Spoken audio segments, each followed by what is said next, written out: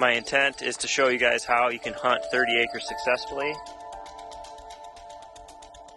I'm kind of building this food plot around this tree right here. Improvements. Every year we're just going to do a little bit more.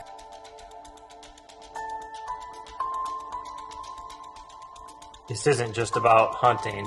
It's about teaching my kids a way of life. It's about teaching them to work hard and go after their dreams. Alright, well that's day number 1 in the stand, and holy cow, what do you guys think about that?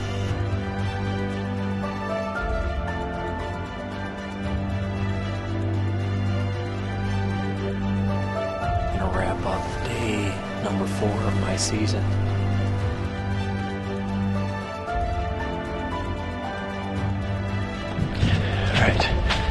As I walk down along here, I'm seeing scrapes already, so that's a really good sign. Yesterday, it was 80 degrees here. Today, it's only 40.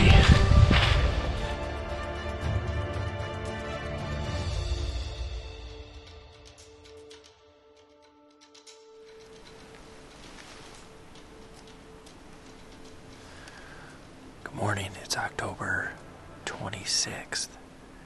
It's day 10. I'm back here in Iowa. And I tell you what, I went to Missouri this weekend, and before...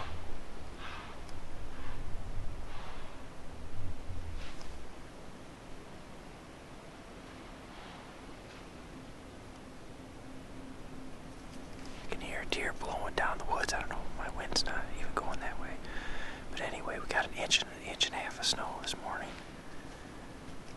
And I'm pretty sure the deer are going to be up on their feet, so probably going to do a little grunt this morning. And last night when I got home, I checked my camera out by my house, and I had 2 shooters working a scrape yesterday morning at 8:30, right around 8:30, so should be a good morning. So let's see what happens.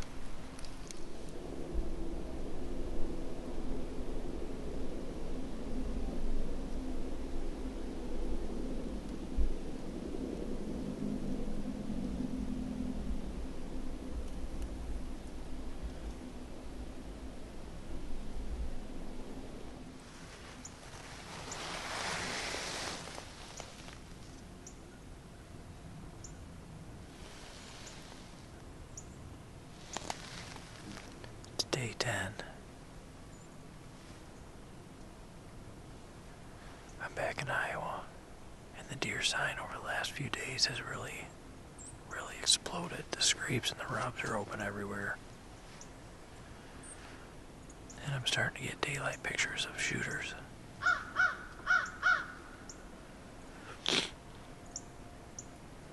Which means those core bucks are up on their feet, checking their areas.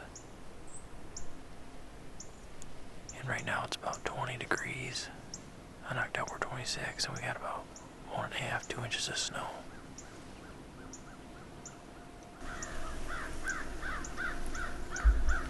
And the high for today is 30, so I can't imagine that these bucks won't be moving around. Yesterday, about 100 yards out the front door of the house, I got pictures of 2 shooter bucks at 8:15.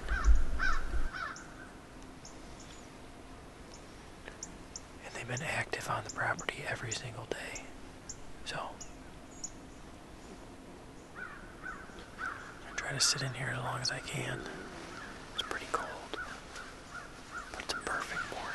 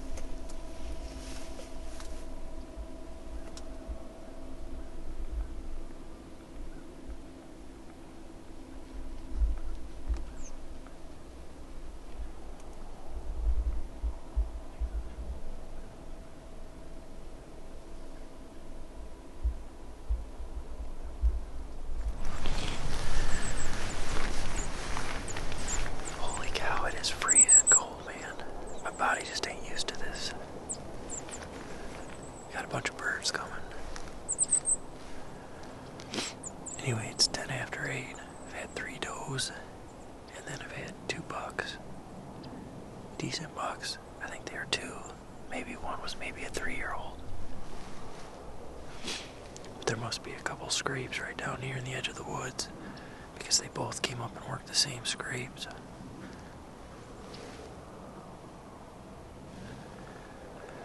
But that's a good sign. Definitely the core bucks are working their areas, looking for those first does coming in to eat. So it's a great time to be in the stand this last week of October, because all those bucks are going to work their core area.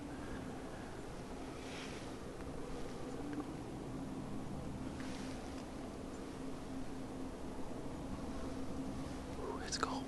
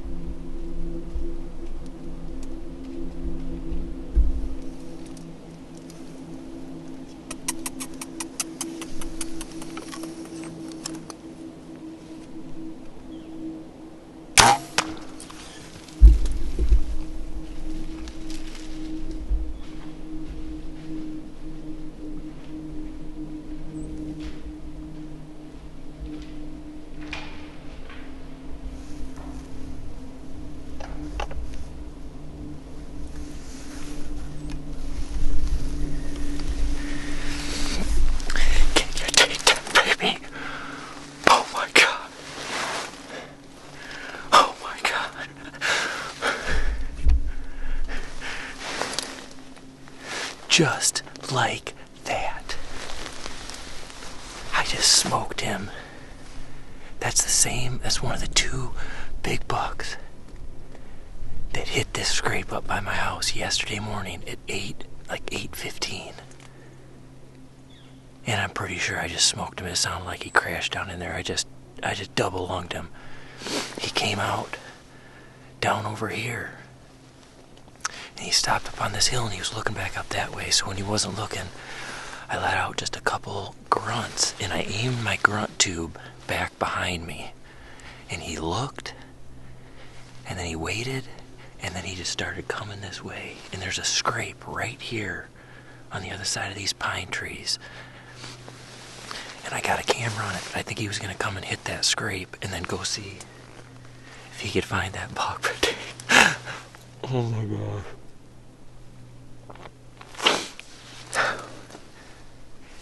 Just because you don't own a ton of property doesn't mean you can't kill nice bucks. This is my third season on this property. That's my second buck. I didn't even hunt that much last year because I was building my house. But I'm literally 150 yards behind my house, and that is a stud of a buck. I had pictures of that buck last year. During the rut, he was running all over this property. And the only time I got pictures of him was during the rut. But I made some improvements on my property. I cleared out this food plot right here in front of me. Got a really good food plot in here, up in the front. Put a water hole in. And the deer activity just from those couple things has literally went through the roof. So you can harvest big bucks on small property. I have no idea how I'm going to get him out of this ditch.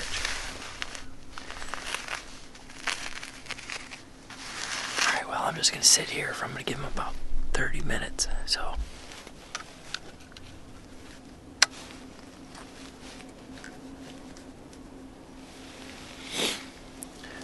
Alright, let's get down. Alright guys, there's the tree I'm in right there. You can kind of see how it's a little open right there. But go in here, I'll show you how high off the ground I am. I can come in from this side or the other side. But you can see my stand is, I don't know, maybe chest high. But I come through that thick brush on the other side. When I come into that side and I come up here without anything seeing me.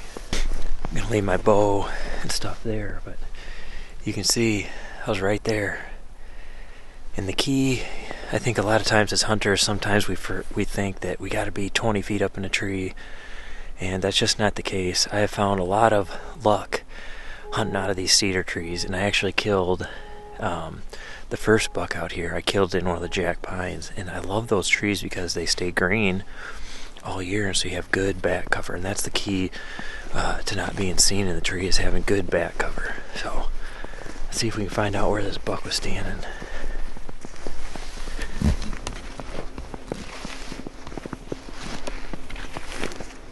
Oh, there's the arrow right there. He's standing right here, guys. 27, it was like 27, 28 yards. I hadn't even drawn my bow yet when I stopped him, but I have to. That's kind of the tough part about self-filming. But here's my arrow. And that, my friends, is a dead deer. And there's just blood splattered everywhere.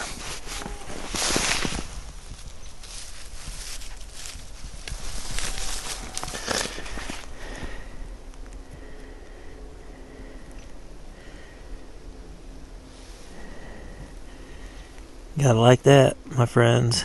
Gotta like that. Cool thing about this spot where this deer was standing right here is this is the exact tree that my first buck died by. There was a bunch of trees right in here, and I had a tree stand in it, but that tree died, so I took it down. But I shot my first buck right about there, and he came over and he crashed right by this tree. Like right here, and I shot my second buck basically right there. So I want to bring my kids along, but I'm gonna go ahead and trail this buck, go find him, and then I'll get the kids just to make sure I got him. And he's laying down in there, but I don't think he went far. I think maybe he went 80 yards, maybe 50 to 80 yards. So we'll see. I'm gonna leave my arrow right there, and then we'll go.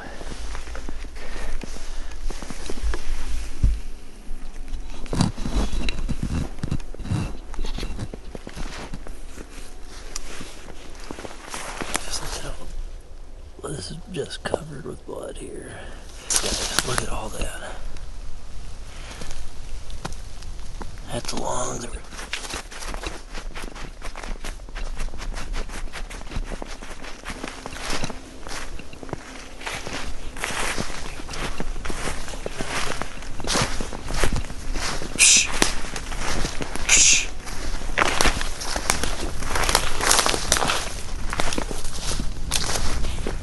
There was already an eagle on him. Oh man, there he is. Look at that thing. That is awesome. You guys, there was an eagle on this deer already. 30 minutes. You can see he's already picked all the hair off his back. Starting to pick all his hair off his back. There he is. Oh, what a cool deer.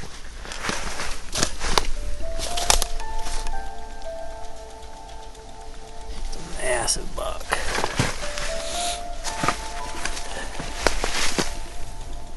Well, I'm gonna go get my kids, and I have no idea how I'm gonna drag this thing out of here. I might have to call somebody. You see him? Slow down, Hunter. Oh yeah, holy moly. Is this the one that kept coming? Yeah. It's the one that kept coming through the thing? Wow. At least he didn't go way down there. Big deer.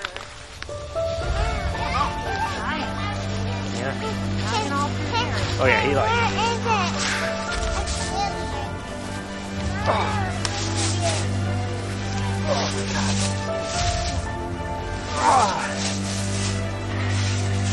Put this on YouTube.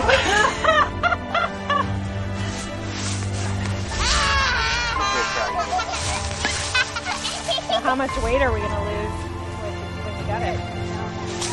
Not enough. Make it easy.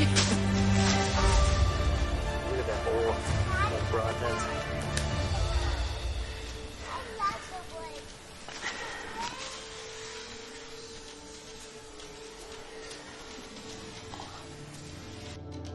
Alright guys, well I got this buck all tagged up with my landowner tag, which was super exciting, and I just want to encourage everybody to just get out there and enjoy the outdoors. It's what God created it for. Get back to what this is all about. The joy and the fun of being with family and friends, and just enjoying every day, every moment you have. So I hope you guys enjoyed this video. If you did, hit that subscribe button, like this video, and share us with your friends. I'd really appreciate it. And we will catch you guys on the next video.